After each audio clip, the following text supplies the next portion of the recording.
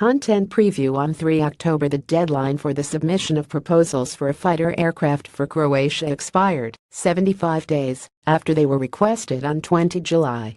Evaluation of the proposals received is expected to take 2 months, looking at aircraft capabilities, the partnership with the proposing country, the price of the package offered, and related industrial cooperation. Croatian Defense Minister Damir Krstijević said on 4 October that the United States had offered brand new F-16s, Greece and Israel used F-16Cs, and Sweden new Gripens.